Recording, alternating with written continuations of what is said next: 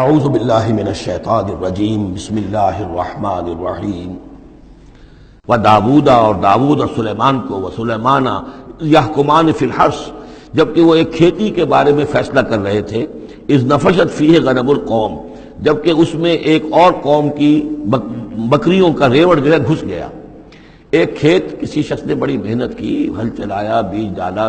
ایک فصل تیار کی، لیکن کسی دوسرے قبیلے کی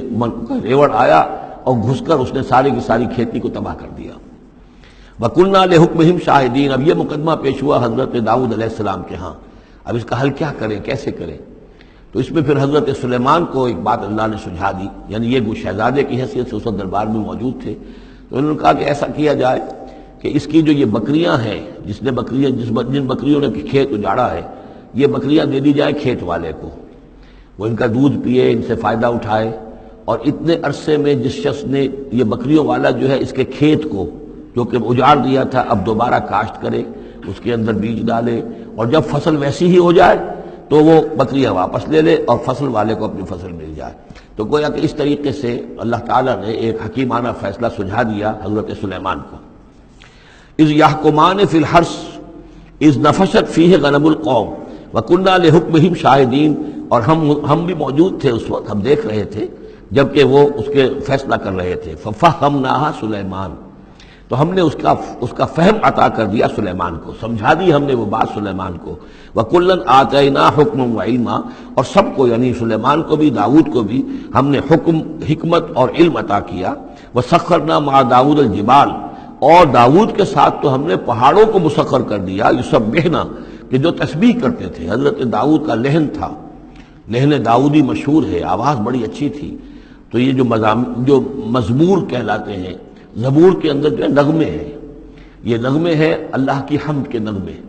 تو وہ نغمے جب وہ الاپتے تھے اپنی اچھی آواز کے ساتھ، تو پہاڑ بھی ان کے ساتھ وجد میں آ کر اس کی آواز میں آواز ملاتے تھے، اور پرندے بھی ان کے ساتھ وجد میں آ کر شریک ہو جاتے تھے۔ وَسَخَّرْنَا مَعَ داؤد الْجِبَالَ يُسَبِّحْنَ وَالطَّيْرَ، ہم نے مسخر کر دیا تھا داؤد کے ساتھ پہاڑ کو بھی جو اس کے ساتھ تسبیح کرتے تھے، اور اڑتے ہوئے پرندوں کو بھی۔ وَكُنَّا فَاعِلِينَ، اور یہ سب ہم کرنے والے تھے، کرنے والے ہم ہیں، اختیار ہمارا ہے، قدرت ہماری ہے۔ وَعَلَّمْنَاهُ صَنْعَةَ لُبُوسٍ لَكُمْ، اور ہم نے اس کو سکھا دی وہ صنعت جس سے تمہارے لیے لباس تیار کریں۔ انہوں نے زرہ بختر ایجاد کی ہے حضرت داؤد علیہ السلام نے، زرہ بختر جس سے کہ جنگ کے موقع پر جو ہے تلوار کے وار سے، نیزے کے وار سے ایک شخص جو ہے وہ اپنے آپ کو بچاتا ہے۔ وَعَلَّمْنَاهُ صَنْعَةَ لُبُوسٍ لَكُمْ لِتُحْصِنَكُم مِّن بَأْسِكُمْ، تاکہ وہ بچائے اور حفاظت کرے تمہاری جنگ سے۔ فَهَلْ أَنْتُمْ شَاكِرُونَ، تو تم شکر کرتے ہو یا نہیں؟ وَلِسُلَيْمَانَ الرِّيحَ، اور ہم نے مسخر کر دیا تھا سلیمان کے لیے ہوا کو، عاصفۃً، جو بہت زور سے چلنے والی تھی، تجری بِأَمْرِهِ، جو اس کے حکم سے چلتی تھی، إِلَى الْأَرْضِ الَّتِي بَارَكْنَا فِيهَا، اس زمین کی طرف کہ جس کو ہم نے برکت عطا کی تھی۔ کُنَّا بِكُلِّ شَيْءٍ عَالِمِينَ، اور ہم ان تمام چیزوں کا علم رکھنے والے ہیں۔ وَمِنَ الشَّيَاطِينِ، اور شیاطین میں سے ہم نے بہت سوں کو تابع کر دیا تھا ان کے، مَن يَغُوصُونَ لَهُ، جو حضرت سلیمان کے لیے سمندروں کے اندر غوطے لگاتے تھے اور وہاں سے موتی اور چیزیں نکال کر لاتے تھے۔ وَيَعْمَلُونَ عَمَلًا دُونَ ذَلِكَ، اور دوسرے بہت سے کام بھی کرتے تھے۔ وَكُنَّا لَهُمْ حَافِظِينَ، اور ہم ہی تھے ان پر نگران، یعنی در حقیقت جنات کو بھی تابع ہم نے کیا تھا، تو ہم نے کیا تھا، یہ قدرت ہماری تھی، سلیمان کی نہیں تھی۔ وَأَيُّوبَ، اور ایوب پر بھی ہمارا فضل ہوا، اذ نادى ربه، جبکہ اس نے پکارا اپنے پروردگار کو۔ یہ وہ نبی ہیں کہ جن کو اللہ تعالیٰ نے شدید بیماریوں سے آزمایا ہے، ایک سے ایک بڑھ کر ایک بیماری انہیں آئی، لیکن یہ کہ صابر رہے، یہ ہر حال میں شکر کرتے رہے اللہ کا۔ تو ایوب صابر، اصل میں ان کا صبر جو ہے وہ مشہور ہے، صبر ایوب۔